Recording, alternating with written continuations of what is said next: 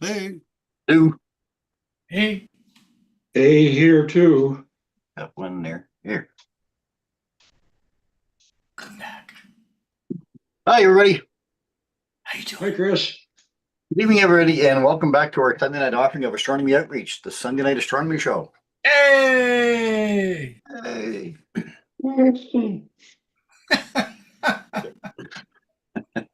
My name is Chris Kerwin. I'm the creator of the social media channels known as Astronomy by the Bay. I'm also an amateur astronomer and a member of RASC New Brunswick. Really? Yeah, really. Ah, All right. The news. yay. Um, little all right. rascals. First of all, I'll reintroduce my regular co-host this evening, Mr. Mike Powell from the PFO Observatory here in St. John. Mike, good evening, sir. Hey ho. And Mr. Mike, Mr. Mike, Mr. Paul Owen from the PFO Observatory in beautiful Hampton. Paul, Howdy. hey. All right. Okay. Well, on tonight's episode of the Sunday Night Astronomy Show, now when navigating the night sky, there are many tips and tricks. One of the more common statements is using the handle of the Big Dipper to arc down to the star Arcturus. Arcturus is a red giant star, the brightest in the northern constellation of Bootes. Although Bootes is a large constellation that contains very few astronomical objects. I didn't know that. In fact, the constellation is the home to the Bootes Void, an area of the universe 250 to 330 million light years across that is nearly empty, containing only a handful of galaxies, according to NASA. Now, tonight we invite back Mr. Kurt Nason to help us dive deeper into the constellation to learn more about its legends and what else we can see within its borders. Welcome to the show, Kurt. Welcome back to the show. Well, thank you. I Oh. guess I'm a regular. You are pretty well. Yep. Irregular. Regular. As long as you are regular, that's the main thing. Well, When that's you're our good. age, it's good to be regular. Yeah. I was going to say, So, you have what I want. They got pills for that. we'll also have another informative Rosanna's fun fact this evening. Mm-hmm. Yeah, great. Let's say yes. Mike will be bringing back another vinyl bud for another interesting binocular target of the week. I'll have a quick look at what's up this week and have a little bit of display of your photo submissions. Now, there's something kind of different happening with the full moon this month, so we'll talk a little bit about that as well. That's coming up on Wednesday, I guess. You know, there's something missing here. What's that? You ever get those things on your phone? It's, try to find what's not right. If you look at these 4 pictures, what's not right? 4 of us. Besides us. Me? Too small? Felix has something to do with Yes. space the background. You got something to do with coffee. One of these things like is Whitefield. not like the others. One of these Right. things just doesn't belong. Mm-hmm. I would do that, but I would blow out the room with brightness. Oh, one guy doesn't have a hat. Oh, hat. No hat on Kurt. True. Here it comes. Oh, What's he going to pull a propeller hat or something? I meant to say he doesn't have a snaz no. There hat. comes.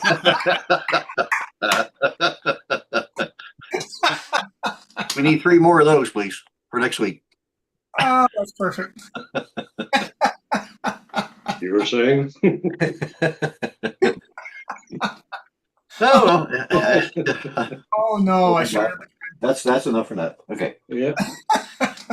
Room full of Bartholomew's. Oh my God. Good evening to Trish, Heather, and Paul Arthurs, Winnipeg. Heather Lamb out there as well, and from YouTube, and a whole bunch more around here. People are shy; they just don't want to say who they are.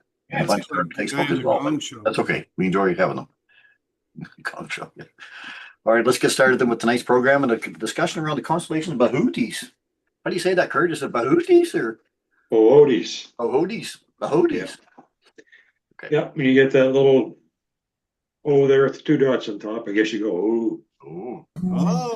Oh, that's it. Okay. All right. Well, then maybe I'll Sure. let's see. Yeah. Werewolves of London. I think it's this one.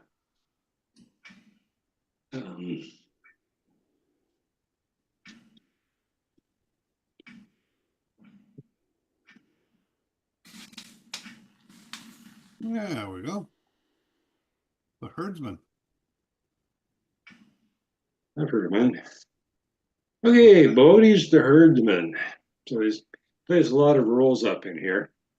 And we see he's got above his head here, we've got Draco the dragon, which doesn't really play much into the mythology of him here, but Ursa Major here, you can look at that as being a bear or a plow or several other things. So these play a role in some of the stories about Boötes. Canis then I teach here. Then I teach I. They play a big role in this one as well as Virgo. She plays maybe two stories in here. Right, so for Boötes, the name actually means ox driver from the Greek. And you can see him as maybe driving oxen. The ox would maybe be on the plow up in here. And some people look at that, it's big in England as a plow. And you can look at that as a plow and maybe get the horses or oxen here pulling it, or maybe have Boötes down here as a plow driver, maybe pushing it this way or pulling it. And he's probably behind the horses and they're pulling it. That makes it a lot easier for him. Right, we've got with these, one story involves Virgo, and her starring role is Demeter. And in this one, sort of plays as the plow. She's the goddess of agriculture in Greek, and talked about Virgo a couple of years ago.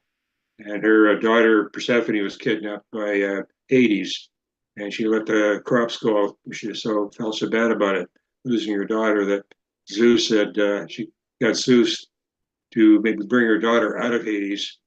And so for 6 months during the crop season, we would see Virgo in the sky. And for 6 months, when Persephone goes back down to be the wife of Hades, that's when Virgo's not in the sky. But this one is a goddess of agriculture. Boötes plays a role. I guess he's a John Steele of ancient times, because this guy Boötes had maybe invented the plow, and it helped mankind so much, being able to do so much more agriculture, that she requested Zeus put him up in the sky to commemorate him that way.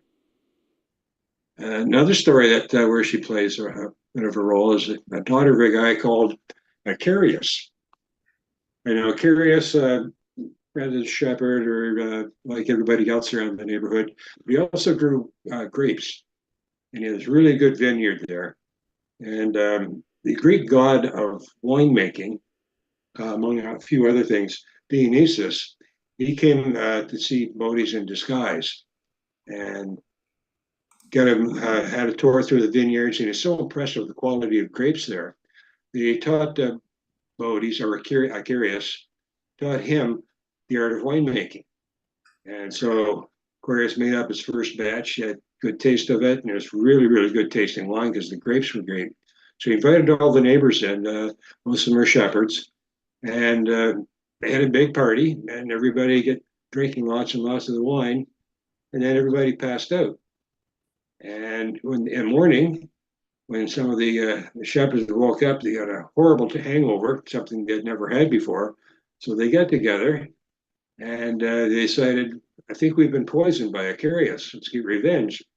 So they dragged him out of bed and clubbed him to death, and they threw him in a ditch. Now, he never got home. Of course, he was dead. So he's got his two dogs here. So there's the two dogs here of Canis Taichai. I guess that's the proper pronunciation. The dogs are at least up there and mourning and whining because their master hasn't come out to see them yet in the morning. And his daughter here, Erigone, she hears the whining, so she goes over and can't find her father. She takes the dogs off the leash, and they go running away, sniffing around, and then they eventually find their master lying dead in a ditch. And when Erigone saw this, she was so distraught that she committed suicide. Another one of these happy stories from a long time ago. I don't know what the dogs did. I don't think they kill themselves either, but they sort of ran off. And so this story goes up here to in the sky to commemorate the Icarius and his great job of winemaking, which didn't last very long. So we got the two dogs up in here, and him here, and his daughter Erigone down in here. And you can look at him as in other ways as well. A lot of people see this as a kite, which makes a lot of sense up there in the sky, night kite flying. A lot of people see that as a necktie, somewhat upside down. Easy to see a necktie there. Mentioned the ox driver, he's often referred to as the bear driver because we get the bears up in here. And up in this area, the Arabic nations look at this as a sheepfold, where there'd be a pasture with sheep in there. So this sort of ties in with the herdsman rule here of Boadies. And there are a few other things that sort of tie into that. There are 4 stars up in here, which we'll see a little bit later. And they're called the trapezium. And the Arabic nations have looked at that as 4 she-wolves. And they'd be hanging around outside where the sheep are, trying to get that opportunity to get in. But the guardian here for them, the herdsman, he's keeping the wolves away. What else we got? The old story of Zeus and Callisto, which I told a couple of months ago, where the Callisto and her son Arcus have been changed into bears and put up in the sky. So some people looked at this as being Arcus, and that's somewhat related to the term here for Arcturus, the star. So the word arc is a Greek word, ancient Greek word for bear. Right? That's where we get the word Arctic as well, because they're up here in the north. So he's the bear driver, and he's chasing the bears around the North Pole. So you get the little bear, Ursa Minor, with the end of the tail is the North Star. So they're circling the North Star, and Boades here is chasing them around. And another way of looking at that, to mention this was maybe when the constellation was first imagined. Some say it was maybe 3,000 or 4,000 years ago in Greek areas, but it goes back farther than that to, say, Mesopotamia, areas where Iraq is now. And one person speculated this constellation was imagined at around latitude 45 degrees, about 6,000 years ago. And when he said it was, Boades was standing on the, right around midnight or so, on the first day of summer, it was standing upright above the north. And here he is here. This is from Stellarium from 6,000 BC.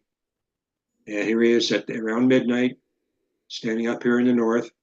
And we see the bear on here, so he's chasing the bear around. Or you can say he's driving him around like that. All right, we don't see it this way now because of the precession of the equinoxes. In fact, all of these stars in here are down below the horizon before they even get to north. We don't see them anymore, and that ties into that tail of Ursa Major, the Mi'kmaq tail, where they have the bear here and then the 7 hunters, and these 4 stars here in Boades, they're the 7 hunters who will drop down below the horizon and fall out of the chase before autumn hits. And that's when the bear turns around to attack the other 3 up in his tail. Yeah. So this was pigeon, blue jay, Arcturus being a bright star there, and made it look bigger to him. He gave it a big bird, which is owl. And down in here with Murphid, that is the saw-whet, a tiny owl. And so that plays in there. Right, here's another view of this guy who used to be Icarius, up here with his dogs here. And as a shepherd, sometimes you'll see like this. Stellarium has him like this with the scythe here, maybe cutting wheat or something like that. And then there's the shepherd's crook here.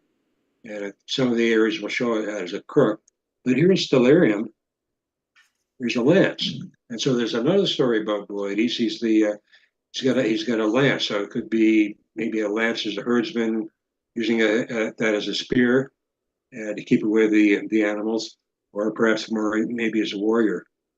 And some of the stars in here, the names derive from the word lance. So there are a whole lot of different things in here that make up this guy. Okay. Oh, and in Brazil, they see it as a piranha.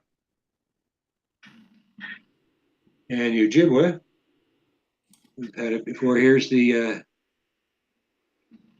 fissure, and this is the Big Dipper in here. And there's Arcturus, but up in the upper part of Boetes, see, this is the sweat lodge, and this is the exhausted bather. So I don't maybe spent too much time in the sweat lodge. And so the sweat lodge here is you can see the Corona Borealis, and the upper part of Boetes is the exhausted bather. And let's take a look at some of the stars here. And of course, Alpha Boötis is Arcturus, and that name translates from is Greek and then Latinized. It was from Guardian of the Bear. And now it's the brightest star in the northern hemisphere, say above the celestial equator. And it can be it's the second brightest star that we can see from New Brunswick because it's not nearly as bright as Sirius and Canis Major. But its magnitude varies from Perry-Rita, but it's minus 0.05. And it's usually the third or the fourth brightest star in the sky, depending on how you define it. Now, in the Observer's Handbook, it was number 4. Now they've got it number 3. And so Sirius is the brightest, Canopus is the second brightest. And the third brightest is often said as Alpha Centauri, but that's a double star. So Arcturus is brighter than either of those two stars of Alpha Centauri, A and B, but together their light is brighter than that of Arcturus. So you can call it the third or fourth brightest star. And it's 37 light years away.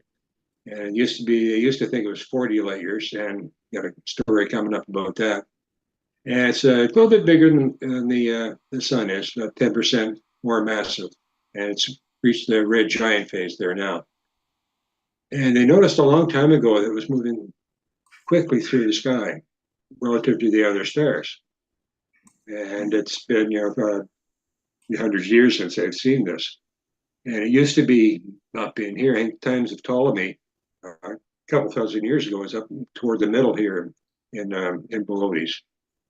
And where they think, and there's a stream of about 50 stars they call the Arcturus stream. And these are traveling in a different direction than most of the other stars in the area. And so there's speculation that maybe this group of stars came from another galaxy that has been cannibalized by the Milky Way. And in maybe a couple thousand years, Arcturus will be at its closest to us, but not much brighter than it is now, and eventually start moving away from us. We probably won't be around at that time.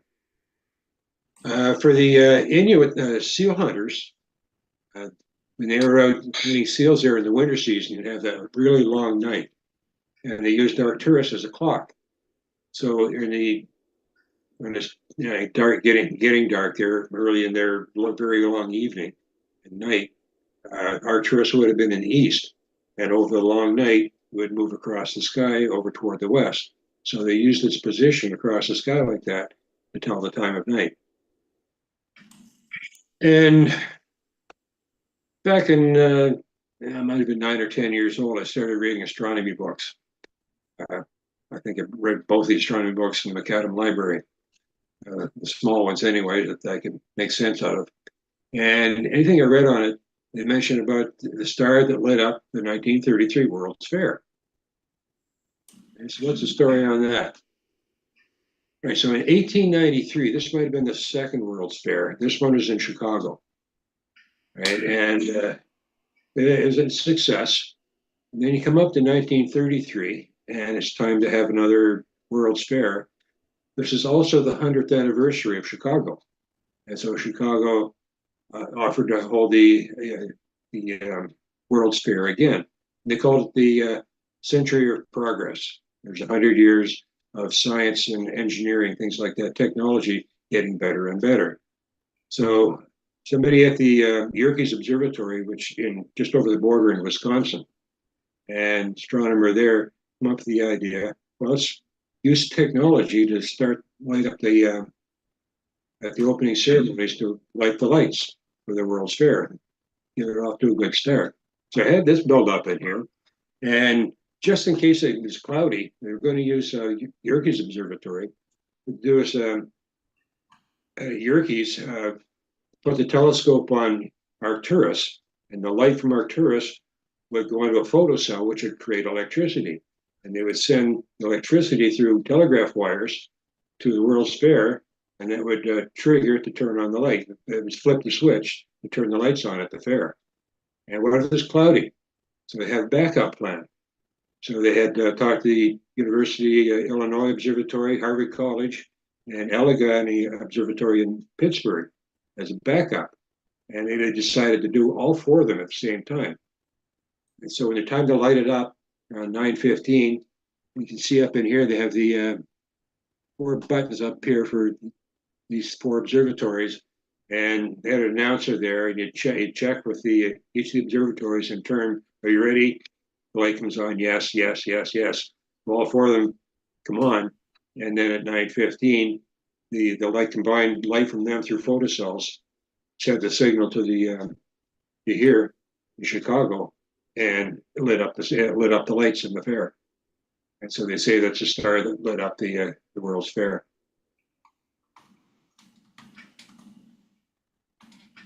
Right. The second brightest star is Epsilon Boötis, and it's called Izar. And it's also been called Pulcherima before for its beauty. Right, and roughly translates to a kilt undergarment. Maybe there's Izar there, so maybe they see the undergarment in here if they wear something under the kilt. Magnitude 2.45, and 236 light years away, so quite a bit farther away than Arcturus, and quite larger than the Sun, about 4.6 times the mass. Right, so this is Izar in here. All right, Eta Boötis is Mofred, and that translates a single one of the Lancer. And this is the one down in here. Right, magnitude 2.68, and it's about the same distance from the Sun as Arcturus, and 1.7 times the mass of the Sun. Now up in here is Gamma Boo and Cygnus, and Beta Boo, which is actually, Gamma Boo is Cygnus, and that is where it comes from. The Arabic word for Boötis. It's called that or something like that. And then when it got translated into Latin, things got changed around a little bit. So the name became Cygnus, but it's translation from Arabic for the name of the constellation Boötis there. So it's magnitude 3.03 and 86 light years away and a little over twice the mass of the Sun. Now Beta, Necker up here. Well, what perfect name for it here? It's right up in the neck of Arcturus, or up of Boötis. And Delta Bo is Theba in here, right, which is this one here. And these two are 3.45. So a lot of the stars in here are second, the bright ones are second or third magnitude. Easy to pick out. And for your deep sky objects, what we have here is this one's in the finest NGCs, and get rid of that a bit. So it's number 86. It's a globular cluster, NGC 5466. So Izar in here, and this is Boötis, or Robo, you want to call it. And it's just off here, maybe 5 degrees from this one. But if you can find M3, which is about halfway between Arcturus and Coriolis, get that, maybe come over about 5 degrees that way, and you can pick it up. And it's a loose one. It's like an open cluster with a lot of stars. So it's pretty much spread out there. Magnitude 9, and it's about 11 arc minutes in size, about a third of the size of the moon at its largest. And that's what you're more likely to see, say, with a telescope. And Chris had mentioned there that not a lot of things in there. And I had to look around to find this one. This is in the Caldwell catalog of Patrick Moore. And it's a spiral galaxy. And it's about 10.2 magnitude, although looking under the Caldwell catalog on that one, they had something like close to 11. So different guesses, I guess. And it's roughly 6 by 5 arc minutes. size. And it's a nice spiral in here. You know, where it is, I got looking all around for it in Stellarium, and I went to the right ascension and declination and tried to track it down in here. So there are a lot of galaxies in here, but it's just on the bloated side of the border here of Virgo. So you'd almost look at it as being part of Virgo, but with the when they made the borderlines here a century ago, it's just within this of Boötes. Great, some asterisms. Okay, a couple of weeks ago or a month or so ago, Lionel Budd talked about Napoleon's hat. There it is in there, just down below Arcturus. So it's not big enough to show in this wide angle one here. But Arcturus and Spica and Regulus make up the spring triangle. And this is a good one for all your geometers out there. All right, if we get rid of Regulus there, and we go to the nebula here in the tail of Leo, and add in Cor Caroli up here, and he's going to teach I, and Arcturus here in Spica, that's the spring diamond. Now we've got Ptolemy's triangle up in here with Arcturus and the two stars up here, say in the shoulders. Nice, pretty much equilateral triangle. And here's the trapezoid up in here. These four stars, and these are the ones that the she-wolves that I've mentioned before. So not great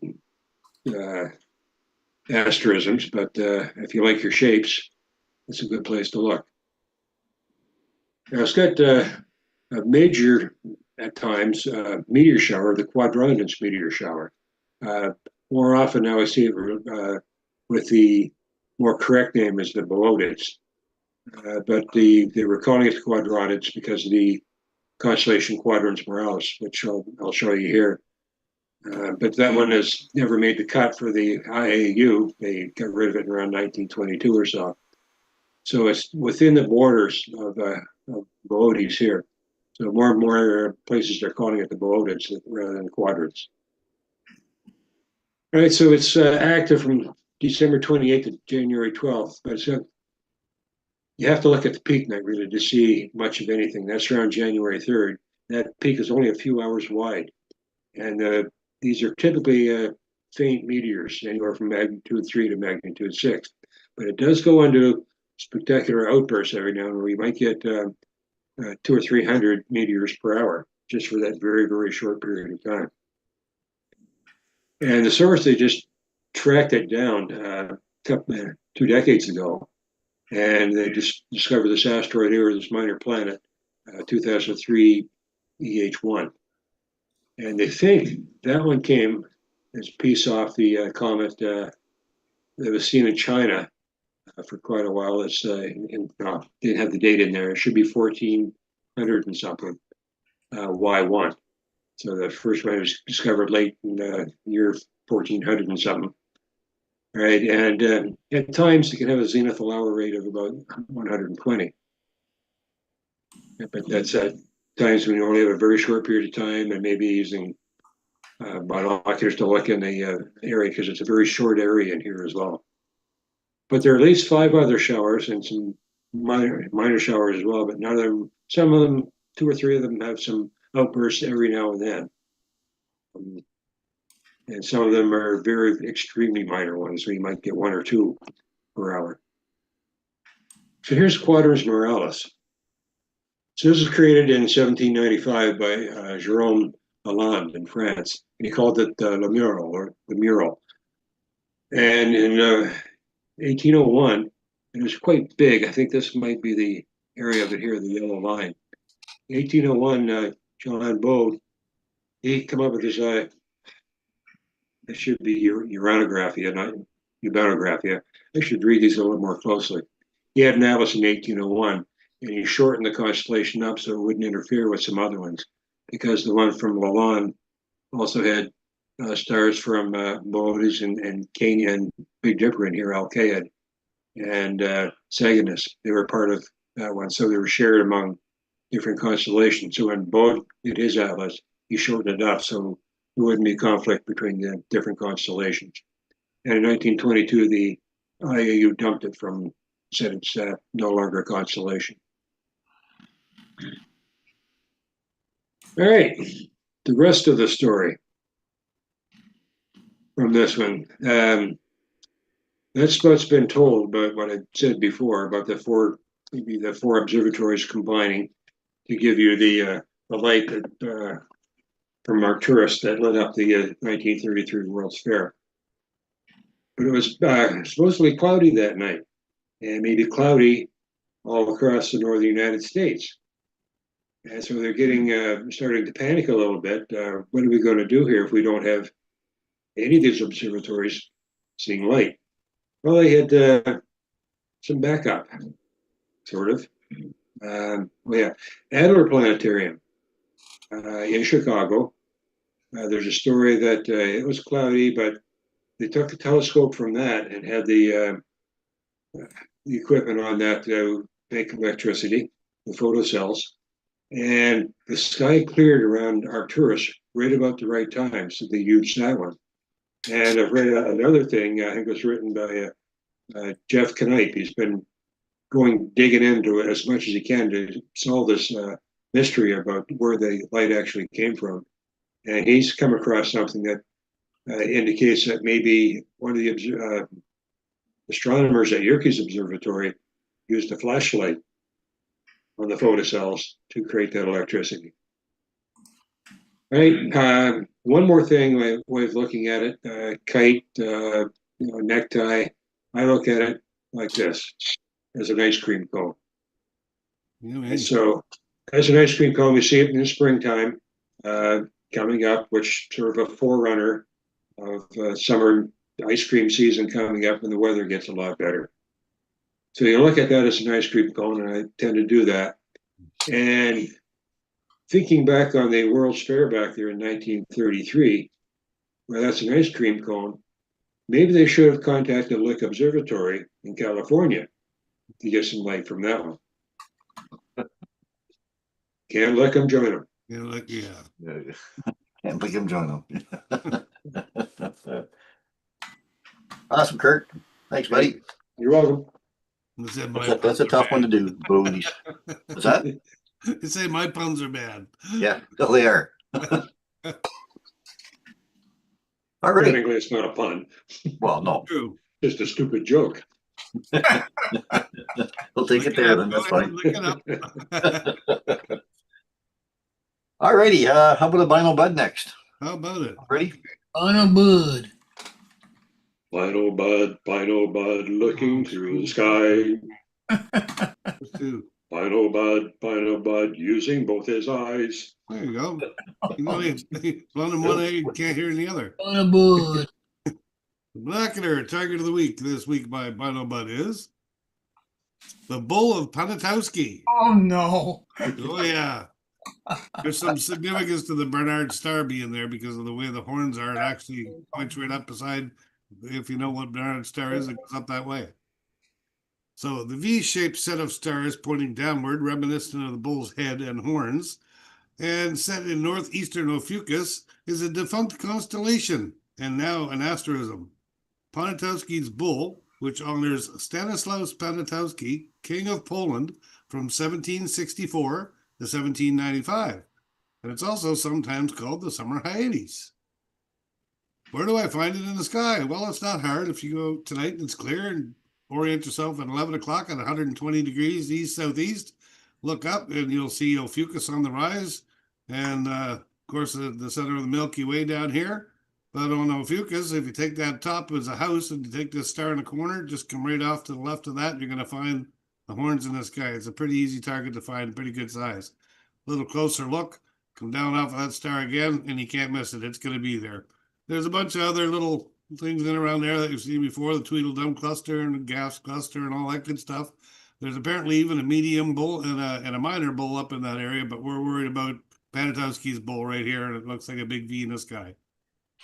What does it look like? Just like it says. There's a photograph and there's the stars. Perfect V in the sky. So it's not hard to find. 10 by 50 binoculars, a good sized target. Takes up a lot of space in your binoculars, so it's easy to spot. Compared to the full moon, you can't. It's going to take up half the field of view in your binoculars, so it's not going to be a difficult object to find at all. And it's actually pretty cool to look at. Are you ready for this one? Because here it comes. It's all about bulls. Why did the bull go to therapy? Because he had too many beefs to settle. That's Binocular Target of the Week by Mono Bud. Too many bees. Oh, man.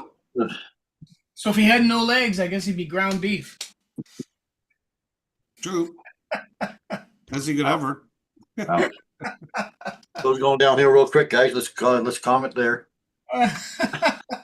So family friendly. Mr. Paul, how about a Rosanna's fun fact? Yes, Thanks, yes. Mike, for that. Let me prepare here, 'cause I got so many things on my desk in front of me.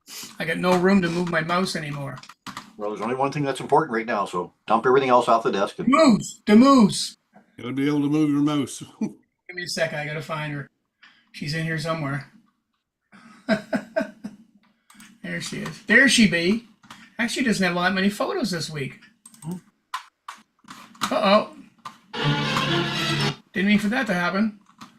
But that happens every week anyway. So there, that's ready. And bear with me for one more thing I got to find. And then we will be ready to rock. Oh, I got so much stuff here. I got no room for anything anymore. Yes. There she is. All right, now I just got to shrink that. Okay, I think I'm ready. All right, we're waiting. I know. This is this week's Rosanna's Fun Fact. Hey! Welcome back, Rosanna, for another absolutely wonderful fun fact. And just one sec here, I get my pictures up. So Rosanna's got some really cool stuff this week, as she always does. Let me just find the photos that go along with it, and then we'll be able to get right into that. You give me one sec here. I get the full screen up. There we go, and there's our first photo. Okay, so Rosanna writes, "Hi, Paul. Theories and conjectures in science can take a long time to prove or solve. That's one reason why astronomers are such a patient lot.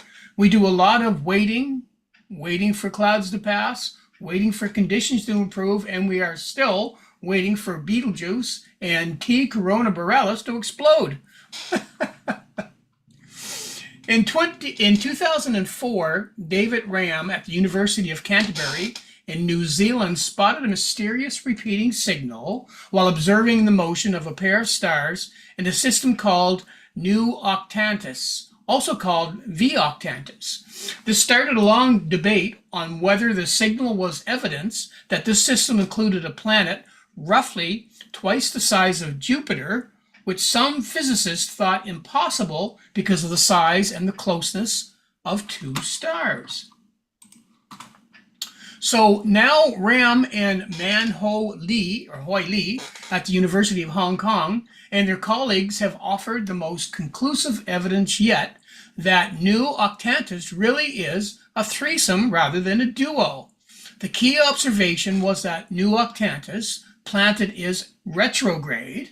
The planet and one star both orbit the second star, but they do so in the opposite directions, with the planet having the tighter orbit around the second star. Lee says this is unusual, but makes the system's configuration stable, even though it means that the planet repeatedly moves through the narrow space between the two stars.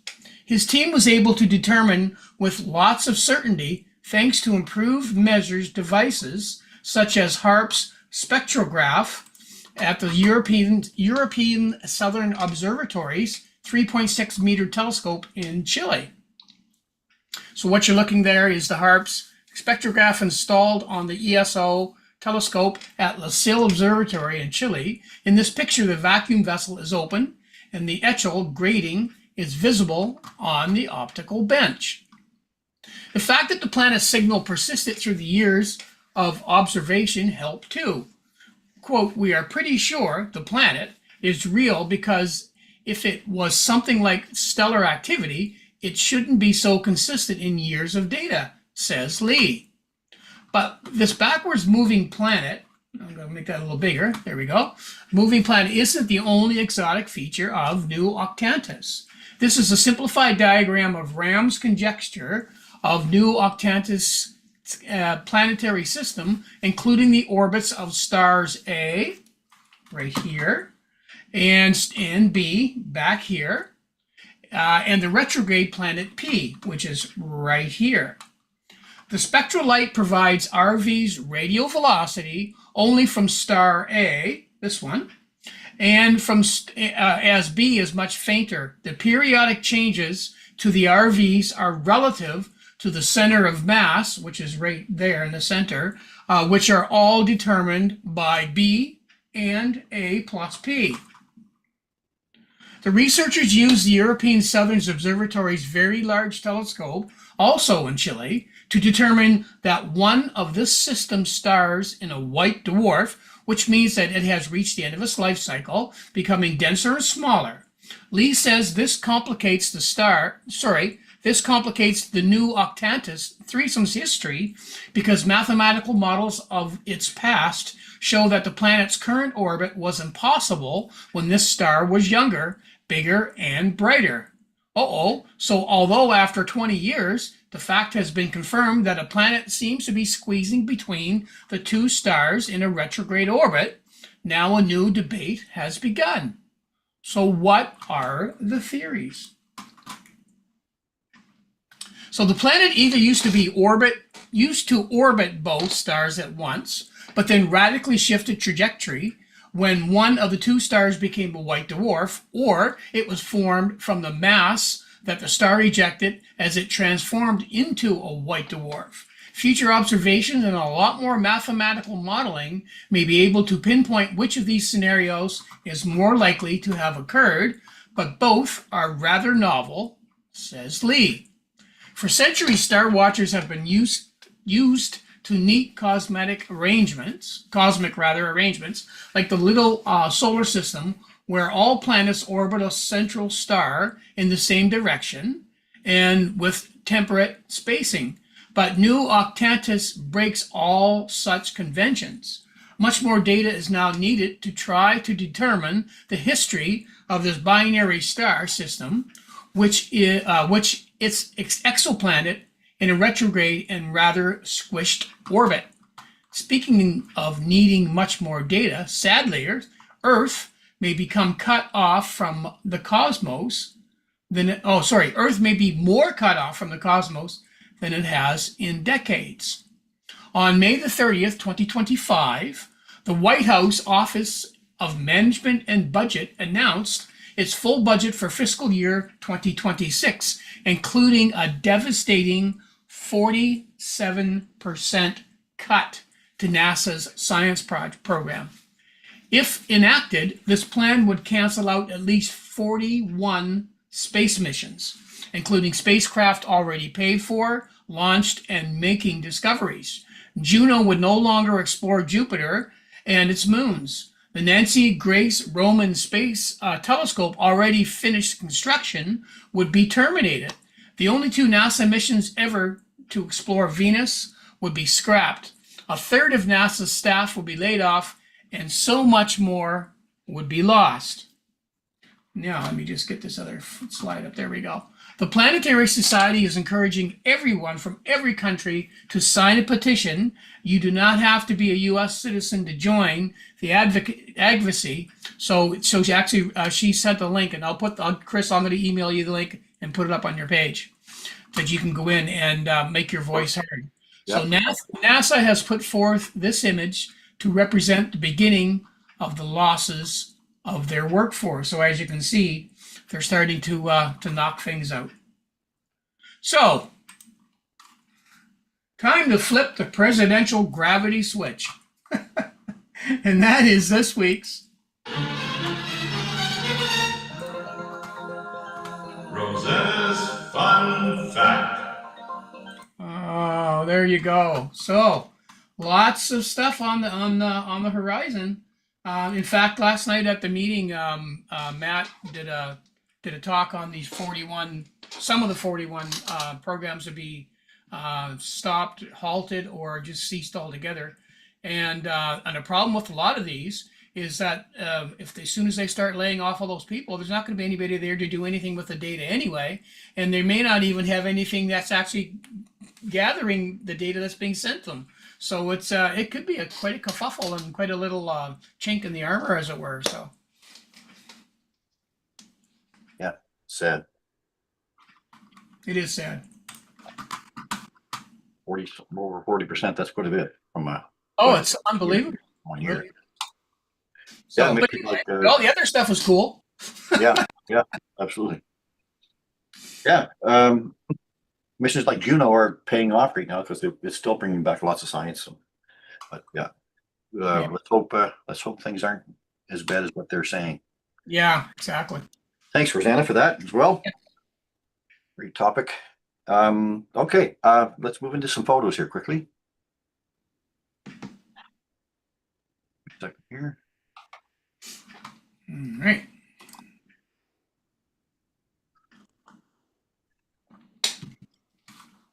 Okay. All right, we got a few here to show. Share screen.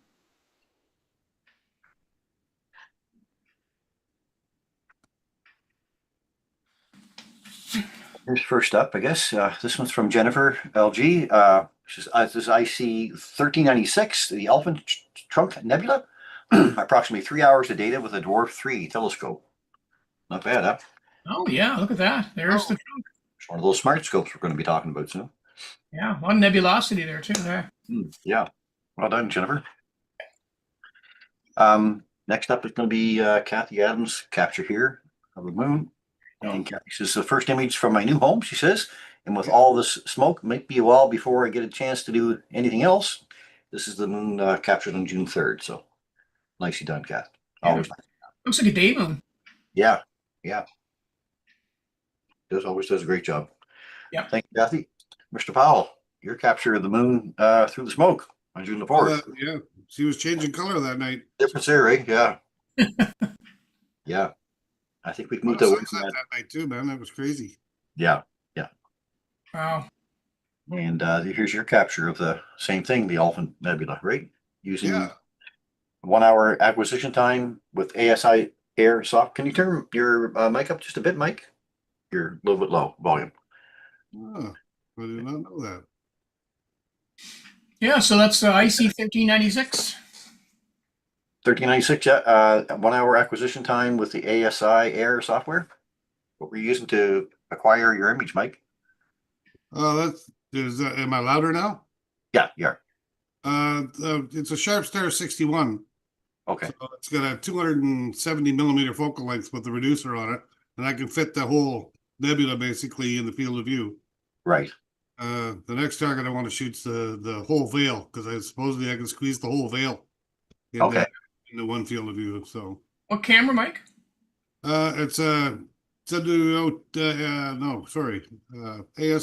What is it? It's a 294. Oh, the 294. Okay. Pro, yeah. Yeah, so you got a good size sensor in that. Oh yeah. That's awesome. Nicely done, Mike. Very nice. Well, over to David Smart now. We did have some Aurora. Well, there was lots of talk about Aurora earlier in the night. It didn't materialize, and then by midnight, from midnight till about 2:30 a.m., people were outside and they got a pretty decent show. And it was all over the fact that the density wasn't high on what was arriving. But then I was reading more about it, and they said, well, don't pay attention to the density, because if the density is under one, the spacecraft have a hard time determining what the density actually is. So apparently pay less attention to density as you do to the other three components, the solar, wind, and the other two. So here's one that David Smart caught on that evening. He said the moon and fog was in play, but I'm going to go to a few more of these in a second here. But first of all, I'll get to these few captures from Robert Gadet. This is the sunset on June the 5th. Saw that the other day online. What beautiful colors there. Nice job. Yeah, that was really, really nice. Even sunrise sunsets are nice. And here's a sunrise capture he got from Smoky Sunrise on Penfield Ridge around 6 a.m. on June the 4th. So same day Mike captured his moonshot there. And here's some captures from today. He had his solar scope out today, image in the sun. So these are captures from today's. Pretty prominence up there, right? Yeah, there's the picture of it there again, a little closer there. Wow. Thank you, then, Robert. Very nice. All right, I'm going to go from there to Francois Theriault's capture here of the Pelican Nebula. Cygnus. In Cygnus. Oh, that's coming around again, isn't it? That's Chris's favorite My constellation. favorite constellation, Cygnus.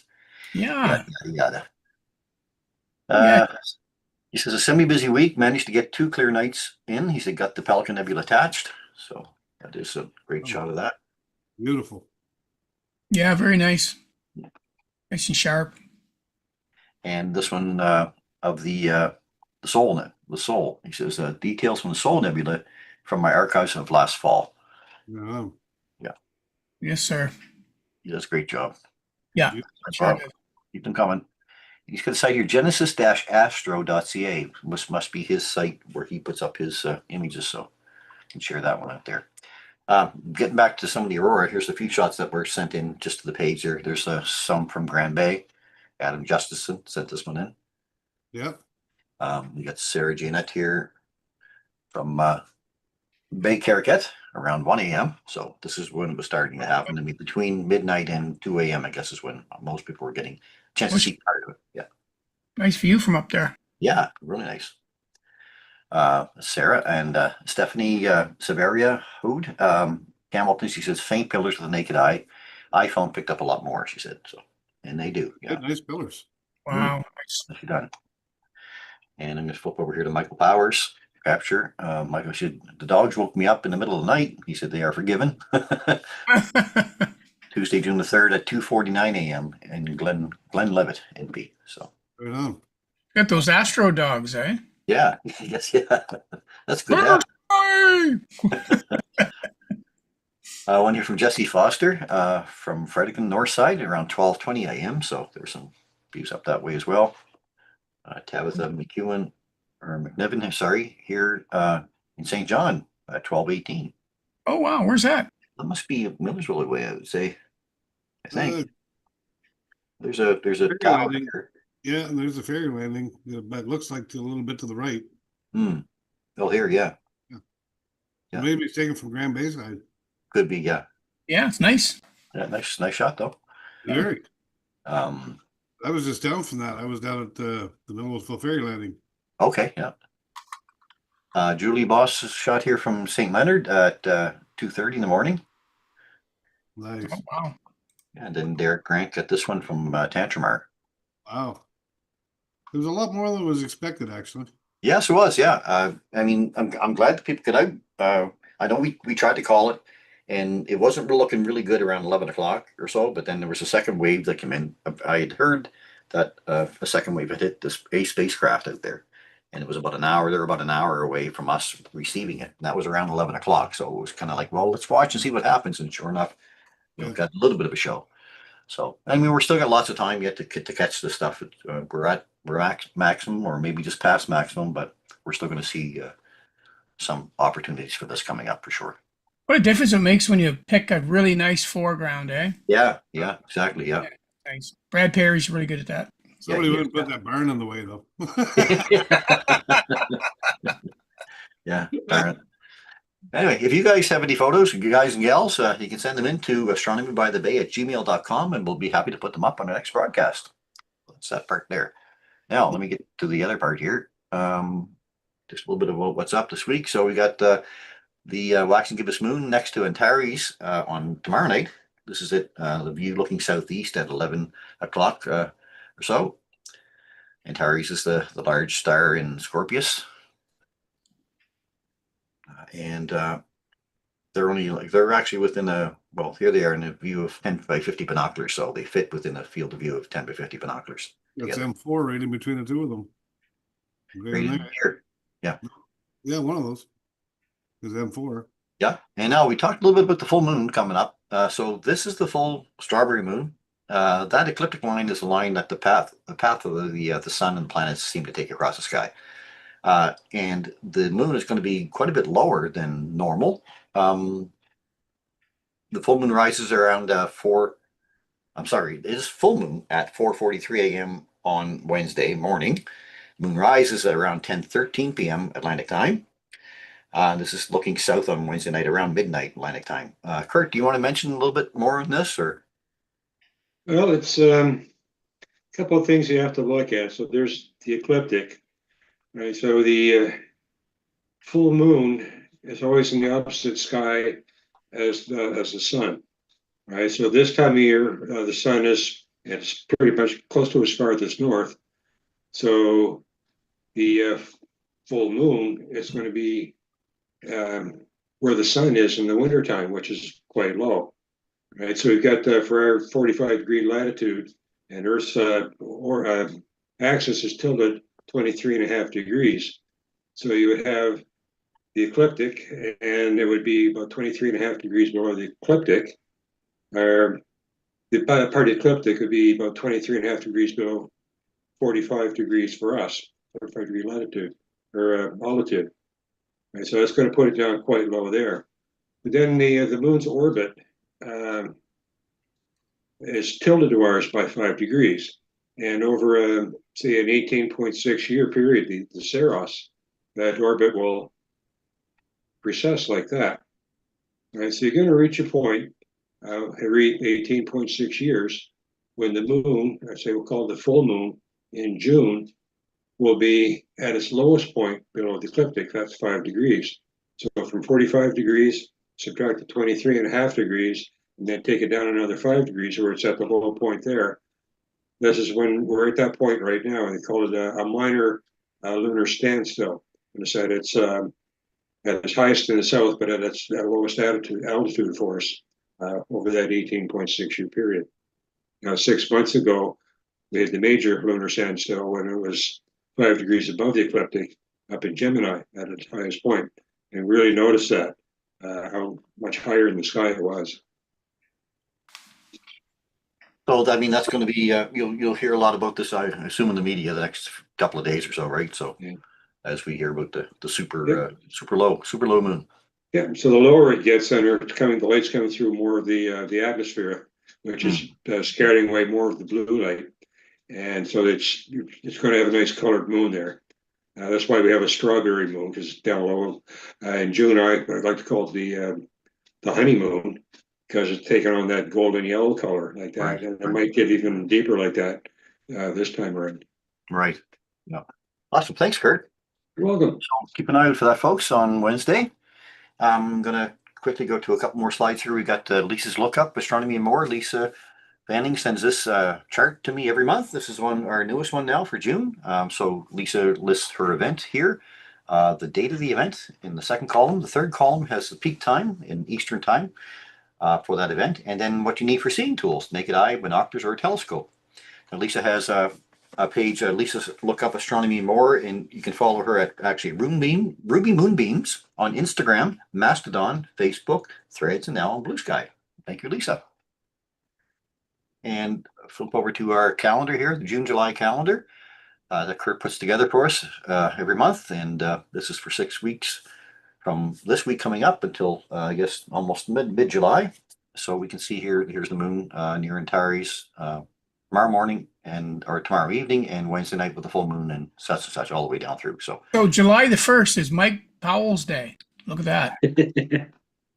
oh, it is too, the double and the donut. Yeah. Yeah. Perfect. If you want to copy the calendar, you can go to sjastronomy.ca and you can download the calendar right from there. So that should be all I get to share for. This is a lot quicker to do when Jupiter's not in the sky. Oh, for sure. Yeah. True enough. Yeah. That's pretty well gone for now, right? Yeah. Okay. Give me 1 second here. Nice back amongst yourselves for a second. I just try to get our closing. Okay, well, actually, before you do that, Yes, Paul, you're going to bring up let something about. let some folks know a little bit about another project that I'm working on. Mhm. As a lot of people know out there, not only do I like to take pictures of the night sky, but I like to take pictures, period. And so we started a new YouTube channel called Snapshots and Stories. And I do that with a friend of mine, Kate Taddick. She's an amazing photographer. And this is just all about photography. And it covers everything from photography guests that we'll bring on. We had Mark Hemmings on. We had a couple of people from in different places in the country on talking about their photography and what they're up to. We do editing things. We do just talking about photos. If you want to send your photos in, and we can talk about your photograph that you sent in. If you would like us to reimagine them for you, I'll just share my screen just for a second. And let me see. I think it's this one right here. So we have a Facebook page, and that's just snapshots and stories. And basically, on that page is all kind of what's going on with us. So you can chat with us there and that sort of thing. We also have, and I think it's on this one, our YouTube channel, which is the Snapshots and Stories YouTube channel. So again, with this, you can see what it is that we're up to and conversations that we have and all that sort of thing. We're also on Rogers 7 days a week, and that sort of thing. So this channel is basically all about photography and for photographers. So if you want to chat with us about your photography or even be on the show, just let us know. And that's kind of what's going on with Snapshots and Stories. Awesome. Thanks, Paul. Thanks for indulging me. Yeah, you bet. Okay, well, that's our show then for this evening. I hope you enjoyed the program tonight. Now, be sure to tune in next week as we're going to be joined by local astronomer Robert Gadet, and we're going to be discussing his experience with the new smart telescopes. You'll see a lot about these in the news lately with astronomy buffs and stuff, and when you're visiting astronomy stores online. They're a smaller telescope that give a nice wide angle view. They stack images, and I don't want to get into the whole story, but Robert's going to give us that information next week. So look forward to that. Yeah. So if you are considering purchasing one, you should join us next week for sure. Okay, so our special thanks again, of course, goes out to Kurt Nason for joining us once again. Thank you, Kurt. See you My again. pleasure. Awesome. Special thanks also, of course, goes out to Rosanna once again. Too bad about all that bad news, Rosanna, but we're happy to have your talk on here anyway. Thank you very much for that. Special thanks too goes out to all of you who share our program with your friends and family. Do remember, we do love getting your photos, so send them into astronomybythebay@gmail.com, and we'll be happy to put them up on our next broadcast. So until next week, guys, I'd like to say, open your eyes to view the skies, keep your scopes pointed up. Good night, everyone. Thanks for joining us. Have a great week.